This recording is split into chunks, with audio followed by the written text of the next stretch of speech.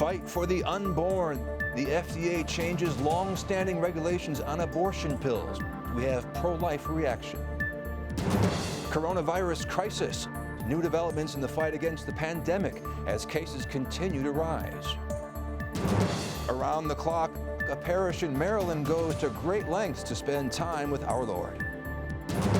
And happy birthday, the Holy Father turns 85 years old. On EWTN News Nightly for Friday, December 17th, 2021.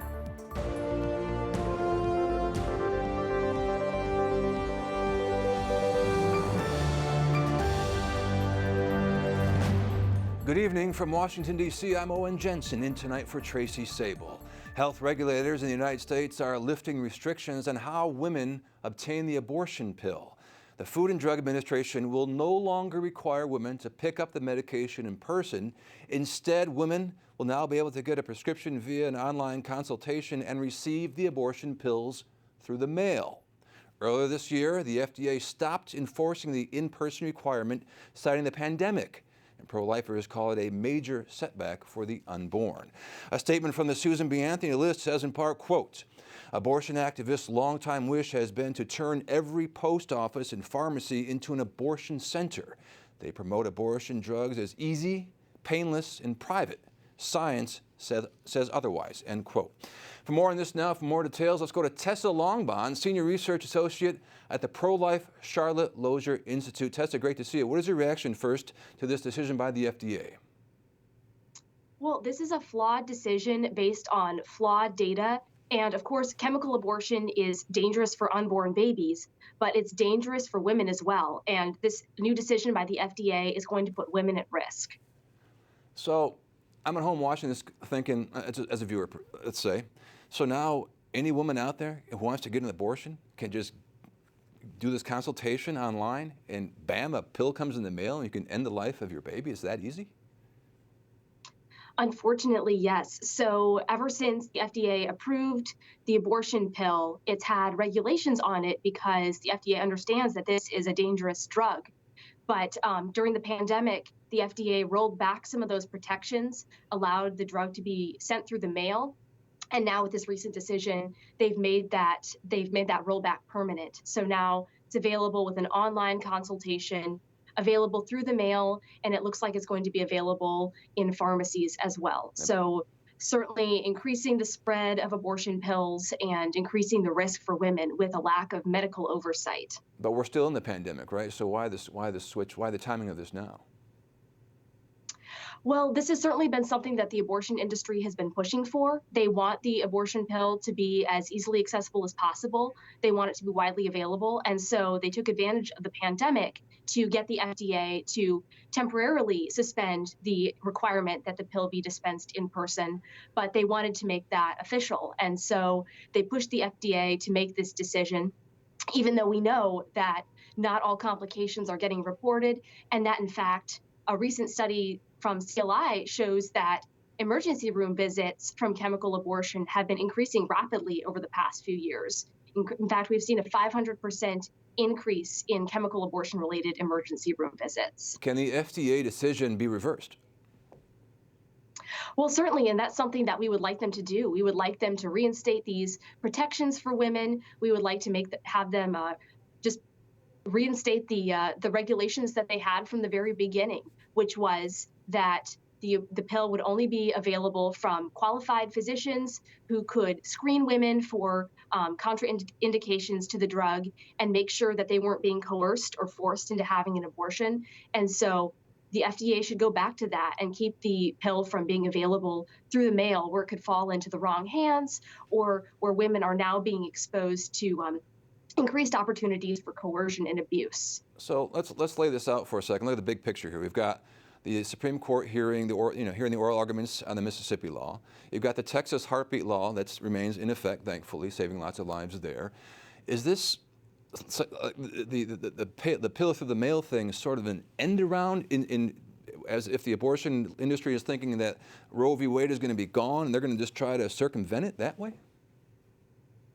Well, I think that's what they would like to do. Certainly, they recognize the potential that the abortion pill has for just spreading abortion, increasing the number of abortions. So that's something that would be their goal. But we've seen states stepping up, kind of filling in the gaps left by the FDA and creating their own state laws that will fill in some of these regulations and provide protections for women and unborn babies. So I think that's certainly something that states can now do if the FDA is stepping back from protecting women. So the states could theoretically stop a mail delivery of an abortion pill in the mail to, to a resident there. They could stop that.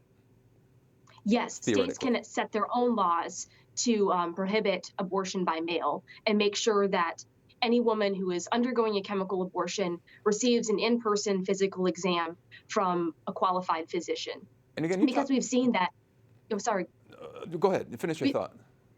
We've seen that chemical abortion is more dangerous than surgical abortion. In fact, in our recent study, we saw that chemical abortions were 50% more likely to result in an abortion-related emergency room visit than were surgical abortions. So this lack of medical oversight is dangerous for women.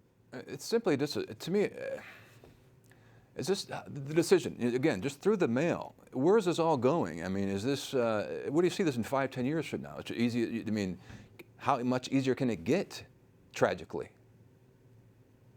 Well, certainly, I think the abortion industry would like it to be as easy as possible. They would like there to be no restrictions on abortion at all. And so they would like the FDA to get rid of all regulations, have it available in pharmacies, just like any other actual healthcare would be.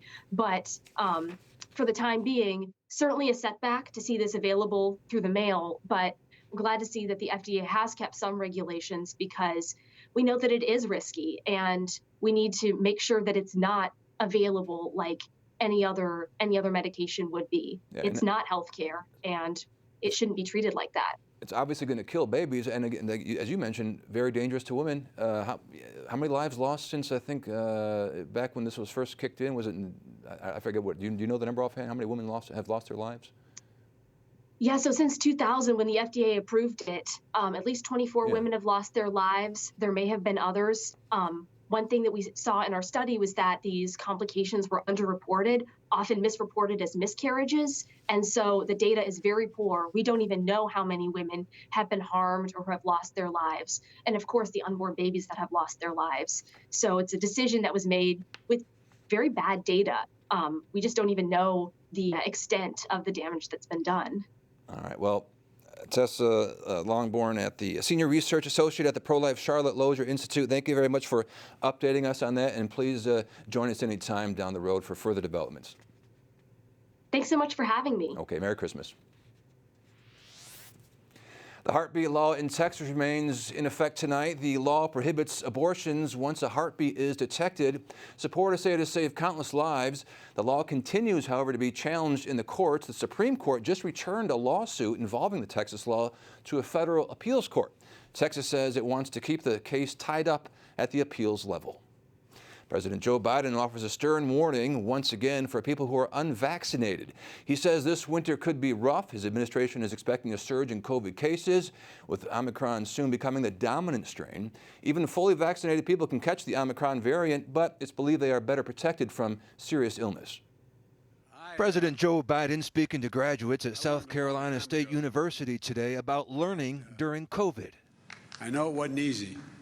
Remote learning, fearing getting sick from COVID-19, feeling the pain for those who lost loved ones, and you know people who've lost loved ones. Just yesterday, the president with this warning aimed at the unvaccinated. We are looking at a winter of severe illness and death for unvaccinated, for themselves, their families, and the hospitals they'll soon overwhelm. The Biden administration defending its push for vaccine mandates, asking the U.S. Supreme Court to block lower court orders that are keeping some vaccine mandates for healthcare workers from going into effect. If you do get a shot, then you may want to avoid the Johnson & Johnson vaccine. The Centers for Disease Control and Prevention took the rare step of recommending Moderna and Pfizer instead, since the J&J shot can cause rare but serious blood clots. Given the current state of the pandemic, both here and around the world, any vaccination is better than no vaccination. Pro-life groups criticize the Johnson & Johnson coronavirus vaccine for being developed and tested using abortion-derived cell lines. Pope Francis also spoke out about vaccines today. He told a group of ambassadors the international community should intensify its efforts to make vaccines available to more people across the globe, calling it a question of justice. Other news now, a torrential downpour is causing severe flooding in Iraq. The flood from rain has left at least 8 people dead and others injured. Flooding is expected to continue in the coming days, and the extent of the damage to the region is still unclear. Residents have been instructed to stay at home. Thousands of pilgrims in Cuba are flocking to a small town there to pay homage to St. Lazarus.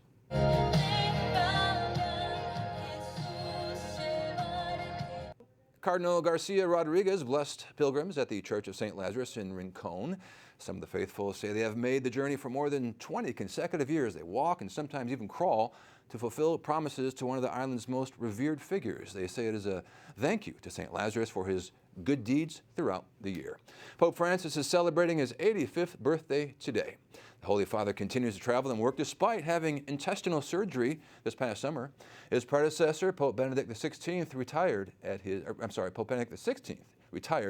at this age. One Italian cardinal took time out of an Advent Mass to send a greeting to the Holy Father. Per il Santo Padre, al quale facciamo oggi tanti auguri di buon compleanno. The Mass at the Vatican featured cardinals, bishops, priests, and religious sisters. They applauded the birthday wishes. A group at the Vatican has started an initiative to highlight contributions from the faithful with disabilities. IAmChurch. IAmChurch. IAmChurch. The Office for Laity, Family and Life recently launched #IAmChurch. It is a video series from people with disabilities on how they feel the love of God on a daily basis and why they want to be a part of the church. Joining us now is Dr. Chelo Manero Soto, co-founder of Deaf Catholic Youth Initiative for the Americas. Dr. Soto, great to see you. Nice to see you too. Thank you for having me. Well, let's get right to it. For people just watching who may be learning about this for the first time, tell us exactly what is Deaf Catholic Youth Initiative for the Americas. What is it all about? Well, like the name kind of breaks it down really well. It's an organization that is focused on deaf youth in Latin America and that are Catholic. And what we want to do is focus on those young people who are hardly ever seen but by the church or by many organizations. And we want to empower them. We want to make them feel that they are part of the church. This is why this program, IAmChurch, was so powerful for us, to be able to say, I also belong to the church. I am baptized. God loves me. And this is exactly what DCYIA, which is, short for Deaf Catholic Youth Initiative for the Americas, does. We want to empower deaf young people to feel included in the church and to be participant and to go out and spread the word and to other deaf people, to other young deaf kids. So this is how we started thinking of those young people who are kind of forgotten sometimes. Excellent. So again, #IAmChurch. What has been the response overall so far? We were very touched. I've had so many comments of saying, oh my God, I couldn't stop crying. This has lifted my soul and my spirits after having such a terrible year or such a terrible week. Just watching this video inspired me and made me really feel that we are connected, no matter where we are, no matter pandemic, we are all connected. And I think even though this has been such hard times, having the opportunity to link ourselves with people from Venezuela, from United States, from Mexico to Rome, has made us feel that we are church that we are church. Mhm. And there's nothing like the energy of young people, right? It's so inspiring. Totally, totally. They were so excited making their videos, and they were asking us just 2 minutes, and we had 15-minute videos of people just letting us know how they feel part of the church. So it was so tough to kind of edit and find the perfect one to share what we're all about. Absolutely. Now, you again are one of the co-founders of DCYIA. Tell us a little bit more about the work you do. I am a psychologist in Mexico, and I work at a hospital here in Mexico with my private practice, but we also work in trying to include deaf people in everyday life, in school, in theater, in culture, in church. So this is kind of like my work, but DCYIA is my passion. Dr. Chelo Manero Soto, co-founder of DCYIA. Thank you very much, and Merry Christmas to you as well. Thank you so much. Coming up, Catholic Charities DC. Hear how the organization is helping those in need this Christmas season.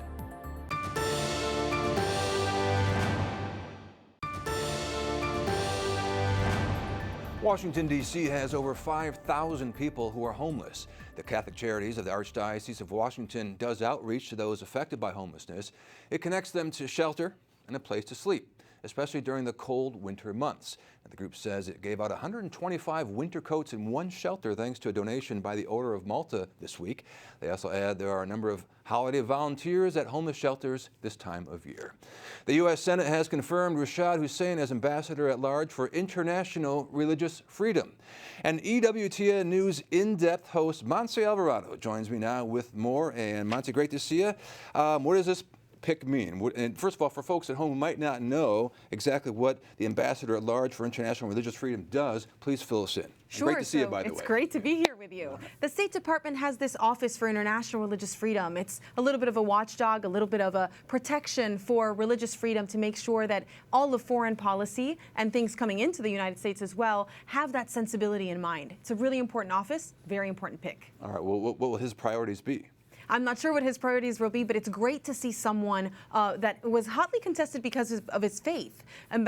Former Vatican Ambassador Marianne Glendon and Robbie George, who we know from Princeton, big Catholics came out in support of a Muslim nominee for this office, which seemed controversial, but it's actually a really beautiful thing if we know as Catholics that religious freedom is religious freedom for all. That's what Dignitatis Humanae, our encyclical on religious freedom, says. Absolutely. Moving on here, we've got this week on EWTN News in Depth, you speak, I believe, with Cardinal George Pell, right after you spent more than 400 days in prison after a wrongful conviction. And what did His Eminence tell you, please? You know, that was a beautiful interview, and we took a moment to slow down and talk about that time that he depicted in his third journal. He's got these 3 journals that talk about his 400 days in solitary confinement and also just his time in prison after being wrongfully convicted. He was an innocent man in prison, imprisoned for charges of sex abuse that he did not commit. And he talked about the future of the church, the importance of transparency and reform in the church. So it's a fantastic interview, and I hope that everyone will watch it. Yeah, what time is it on? It's on at 8 p.m. tonight, and it runs again Sunday at 11. All right, make sure to watch that. And then finally, can you believe we're just a week away from Christmas or No. so? I know, right? I mean, it's just it's a great time of year, right? No matter what. And your show tonight, you've got a great Advent and Christmas story from reporter Colin Flynn, right? Yes, from Bari, Italy. So he's in Italy, and he went out there and he looked at the way that they celebrate St. Nicholas. So in Bari, they have his remains, or it's rumored that his remains are there. And so they talk about the devotions there, where it came from. It comes from Turkey, and what it means. And then also, he does give us a little teaser of the way that the Vatican is celebrating Christmas with the big Christmas tree and the Nativity that's coming in from Peru. So really nice things from Colin on the show tonight. Excellent. Montse, can't wait to see your show tonight. Great to see you as always, and Merry Christmas. Merry Christmas. All right. Up next, Perpetual Adoration. See how one chapel is making the Eucharist accessible to all, even during the pandemic. And Nativity Scenes. We have more wonderful photos sent in by viewers.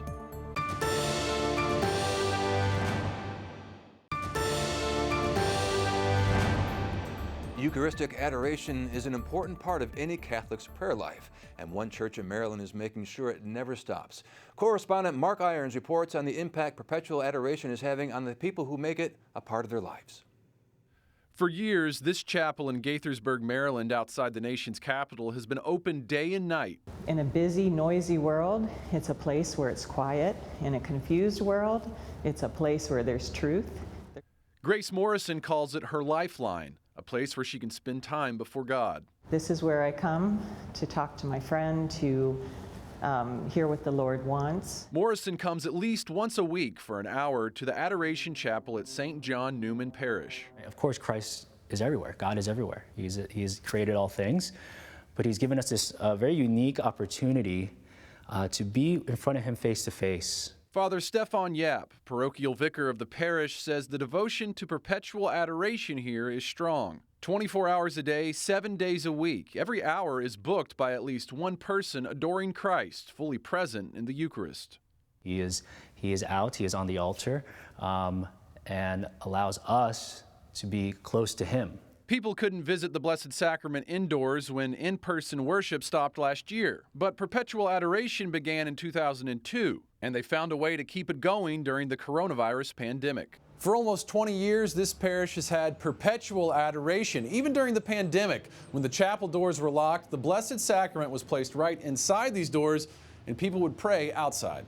I mean, it really was a beautiful witness. Parishioner Tony Castellano is part of a men's group at the parish that helps to fill those early morning hours of adoration.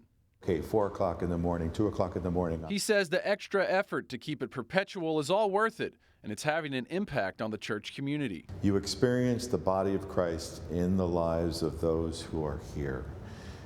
And I would attribute that today, in saying that, very greatly to the fact that we have 24-hour Eucharistic adoration.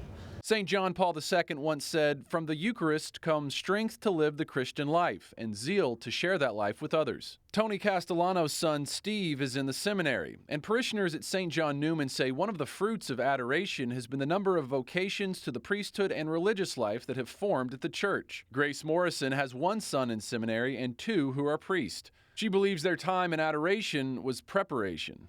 And cultivated the soil of their hearts so they can hear the Lord and know what He wants in their life. Castellano keeps coming to adoration where he feels abiding peace in the presence of a person who cares for him deeply.